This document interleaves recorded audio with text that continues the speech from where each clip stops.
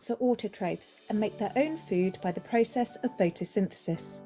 They combine carbon dioxide from the air with water from the soil, using energy from the sun to make glucose the food and the waste gas oxygen, which is released into the air. The light energy is absorbed by a green pigment called chlorophyll, which is found in the chloroplast of the cell.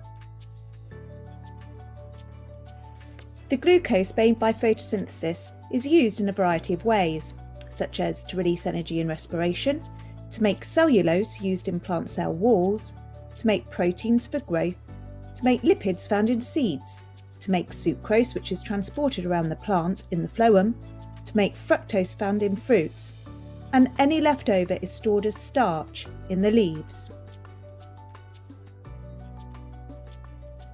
To find out whether a leaf has been carrying out photosynthesis, we can test a leaf for starch. This starch test is the basis of 3 different experiments you need to know for your GCSE course to investigate the requirements of light, carbon dioxide and chlorophyll for photosynthesis. In the practical today, I'm going to test the leaf of a variegated plant for starch. A variegated plant has areas of the leaf which are green with chlorophyll and they're white areas which have no chlorophyll in them. First of all, I need to de-starch a plant to make sure it has used up all its stores of starch so that I know any starch I detect in the leaf is from photosynthesis. To do this, I left a healthy plant. So here I am using a geranium and I put it in a dark cupboard for 2 days. After the plant has been in a dark place for a couple of days to de-starch, I'm now going to put it on the windowsill for 3 days so that it gets plenty of sunlight for photosynthesis. After 3 days in the sun, we take the leaf ready for the iodine test for starch. So I've got my iodine ready, but that can't actually get into the cells of the leaf just now. What we have to do is prepare the leaf so that iodine can enter the cells. To do this, we need to boil the leaf. This kills the cells and disrupts that partially permeable membrane around the cells so that the iodine solution can get in. With a geranium leaf, it only needs to be boiled for about 30 seconds. Other leaves may need a little bit longer. Now the cell membrane has been disrupted, we can remove the chlorophyll so that we can see the colour change when the iodine solution is added. To remove the chlorophyll, the leaf needs to be boiled in ethanol. As ethanol has a lower boiling point than water, we can actually take a boiling tube, put the leaf into the boiling tube, add ethanol, and then put that into the water that has just boiled. However, at the moment we have the Bunsen burner still on, and ethanol is highly flammable.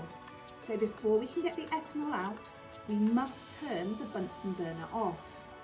Now that the Bunsen burner has been turned off, which is a very important safety point which often comes up in exams, we can then take the leaf and put it into the boiling tube.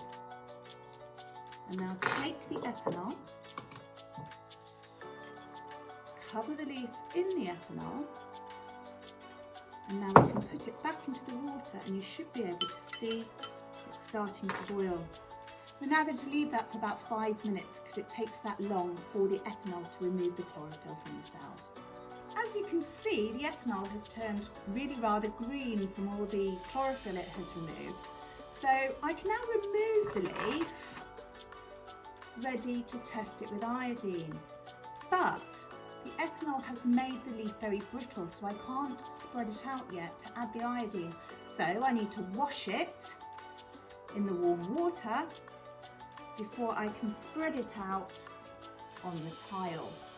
Now that leaf is spread out, I'm ready to add some iodine solution, and this will hopefully soak into the cells, and if starch is present, we will get a blue-black colour, and we just have to leave the iodine to soak into the cells for a couple of minutes.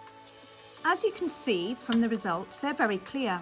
Around the outside we have an orange area, which is where there was no chlorophyll. In the middle, where there was chlorophyll, it has gone blue-black, showing that starch is present. This shows that starch is only produced where chlorophyll is present. This is because chlorophyll is required to absorb sunlight energy so that photosynthesis can occur. So what have you learned from this experiment? First of all, you should have learnt the main stages of the starch test and the reasons behind each of these. Then you must know the safety points of this experiment, such as the fact that alcohol or ethanol is highly flammable, so you need to turn the Bunsen burner off, and also you must wear goggles so that you don't splash anything into your eyes. And finally, that chlorophyll is needed for photosynthesis, as this is the green pigment that absorbs light energy which drives the reactions to make glucose.